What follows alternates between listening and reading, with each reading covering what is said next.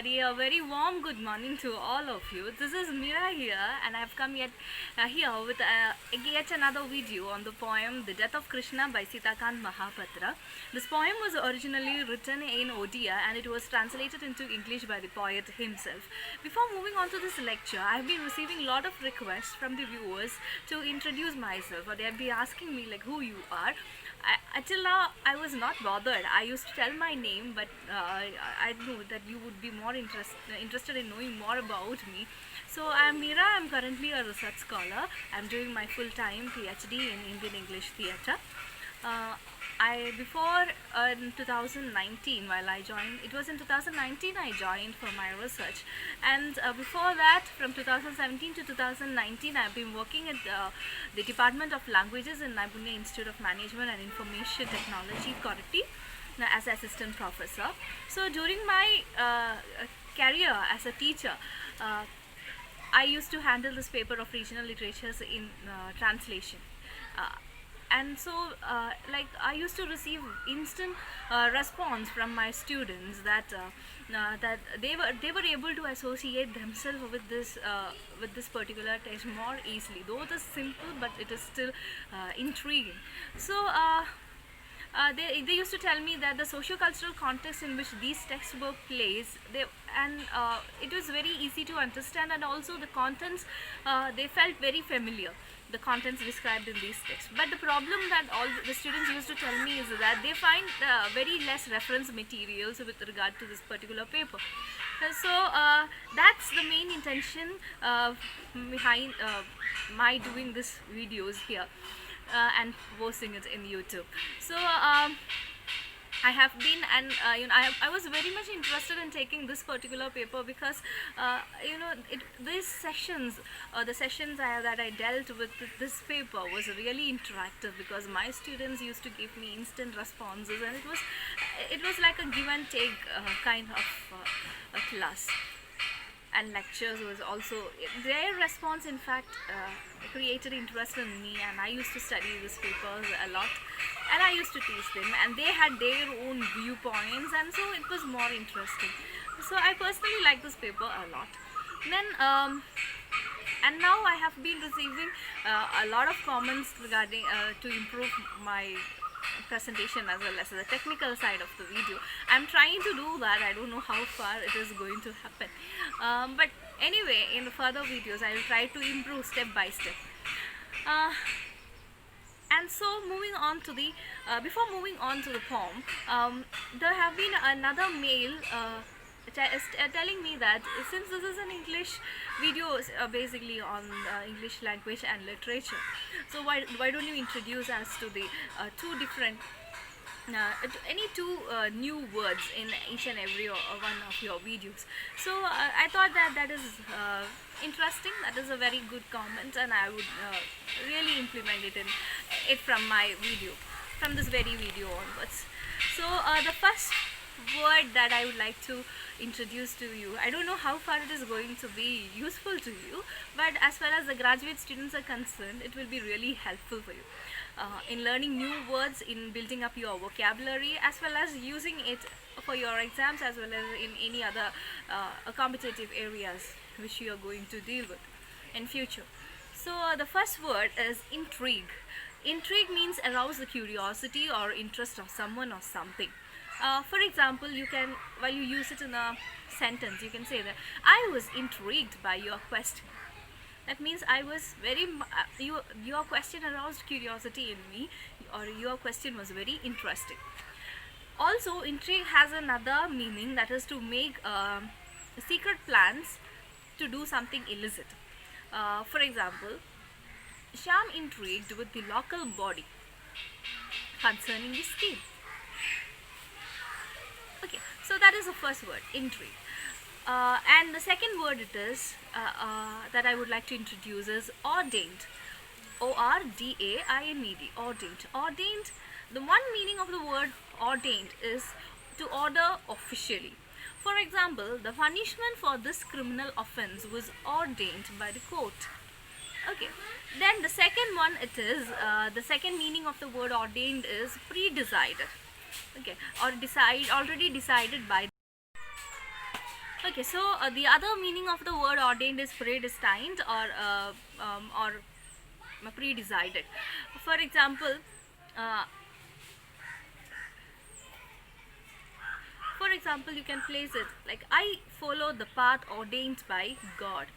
Okay, so these are the two words. So first word that we that I told you today is intrigue. Intrigue means to arouse curiosity or interest about something or someone, which has also yet another meaning, that is to make secret plans to do something illicit. That means uh, you try to plot against someone or something. Then the second word that I have introduced you today is word ordained. Ordained, the one first meaning of the word ordained is to order officially, and the second meaning of the word ordained is predestined or uh, or pre-decided. Now, moving directly onto the poet Siddhakant Mahapatra.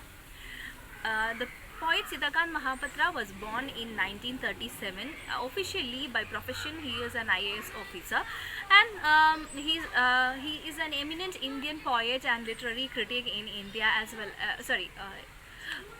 He is an eminent Indian poet.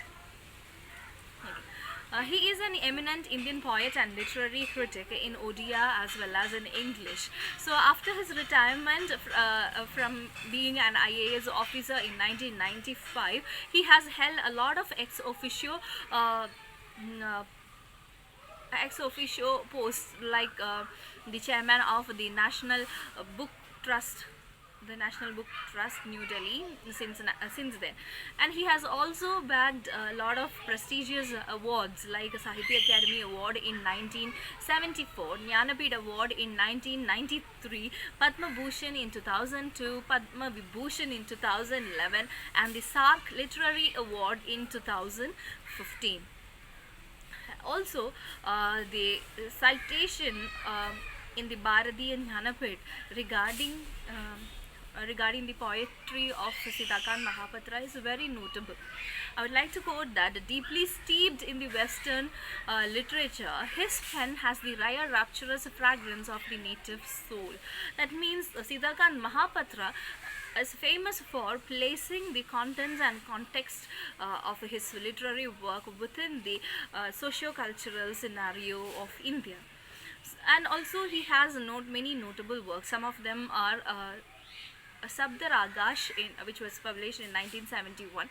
It means the sky of the words. Then the other work is Samudra, published in 1977, and also the Aneg Sharad, which was published in 1981. And he has almost 15 poetry collections, 5 essay collections, and a travelogue, and over 30 okay, so I hope you have become familiar with the poet Siddhakant Mahapatra and his writing style and techniques.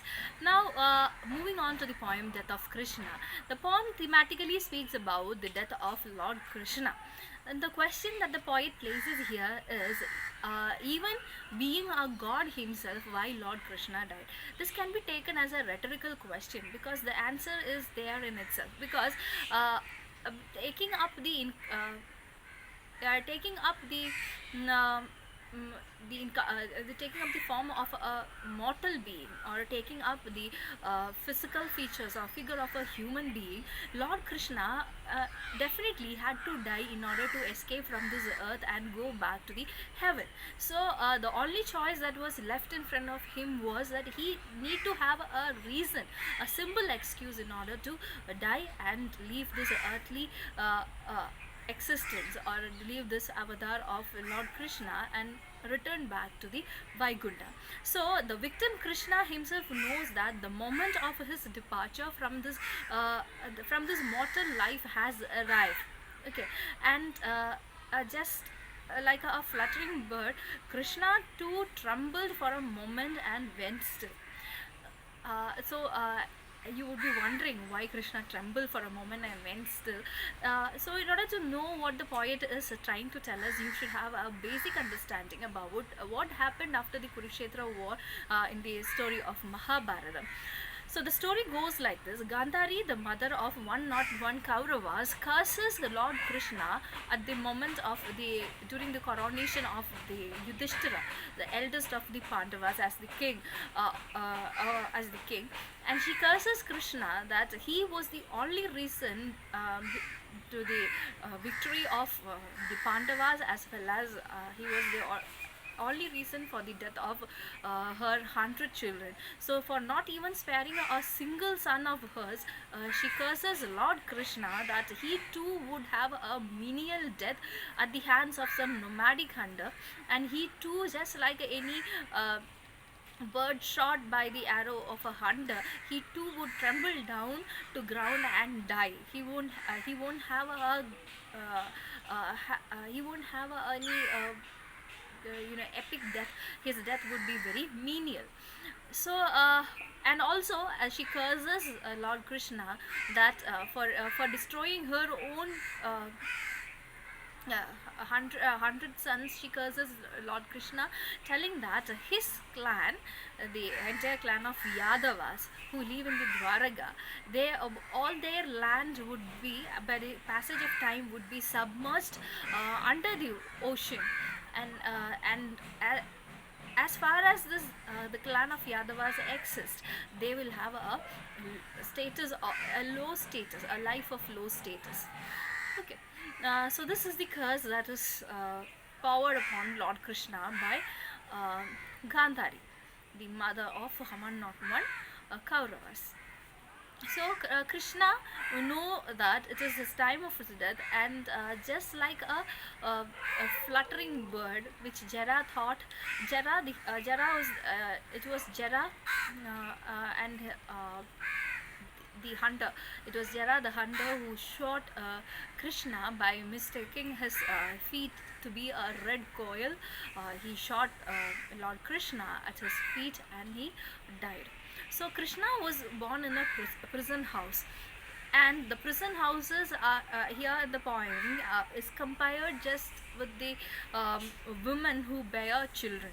Everything that was associated with the life of Lord Krishna, it has come to an end. It started in a prison, and now with the with being shot with the arrow by Jara the hunter, he is no more. He has come to a come to an end. His story has come to an end.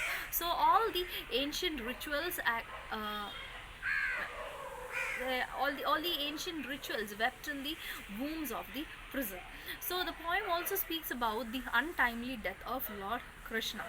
The poem, the Death of Krishna, narrates the historical incident of the death of Lord Krishna after the Kurukshetra war. So the poem itself focuses on the central theme of fate and how and of the vital role that the fate plays in human life. Even the legendary hero of Mahabharata, Lord Krishna, who was regarded as the god himself, that's how he is described in the poem, was regarded as a god himself, has awaited his own death after having completed his role in this war of Kurukshetra. So during his lifetime in this earthly world, Lord Krishna has played a variety of roles. He was the mischievous coward, he was the famous diplomat, he was the he was the popular lover, and more importantly, he was the moral advisor of the Pandavas. So the first line of the poem describes the arrow which was waiting to kill Lord Krishna, but completely with his consent and permission. So the legend of Mahabharata narrates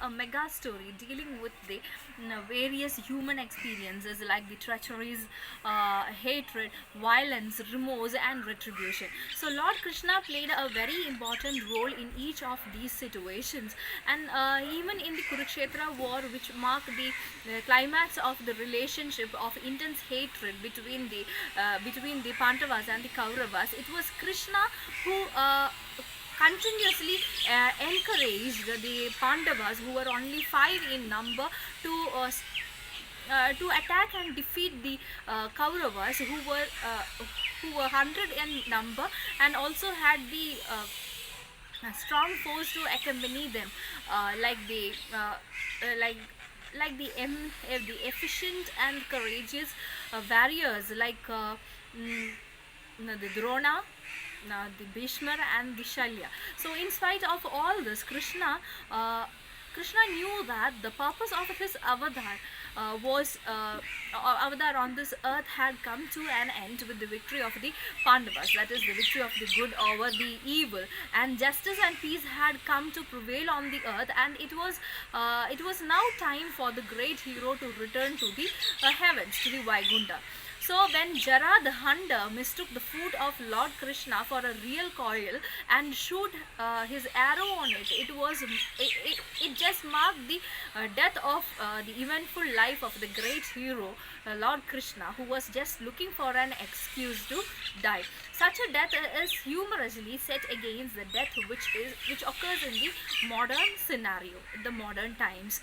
So what would happen if the death of a well-known person or an eminent personality happens in the modern scenario? The newspapers would flash the news of a famous person's death by inserting obituaries, by organizing meetings. The death will be declared as untimely, and the press would proclaim that his death has created a gap which nobody can possibly fill. And a public holiday will be declared depending on the person who has died and his position in the society. The poet here places side by side the attitude of man towards death. While the death of an ordinary person goes unknown or unnoticed, while that of a famous personality will be given a place in the newspapers.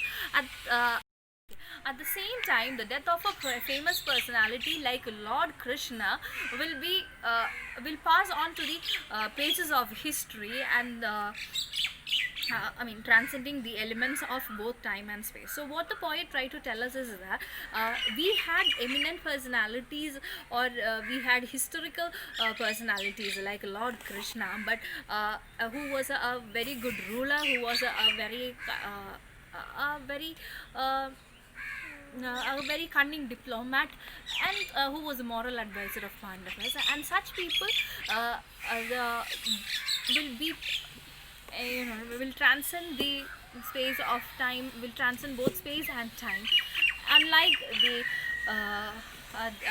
those so-called eminent personalities that we have in this modern scenario, because their death would be remembered only for some time, only maybe for a month, or just for a few days or months, and after that people would move on with their busy life, and nobody is going to remember any eminent personalities in the current scenario, because their eminence won't be that great like that of Lord Krishna. So this is a brief intro to the poem The Death of Krishna by Sitakant Mahapatra, and in this very video, third lecture, I would be just limiting my lecture onto the brief introduction to the poet as well as to the poem. In the next video, we would be dealing with the poem Death of Krishna, like how we had dealt with in the last lectures. So we'll be dealing thoroughly with the poem in the next lecture. So all the viewers, if you really like the videos that I'm posting here, please do like, subscribe and share. Please do support me, and watch the upcoming videos in future also. Take care and stay safe and healthy. Bye to all of you. Bye.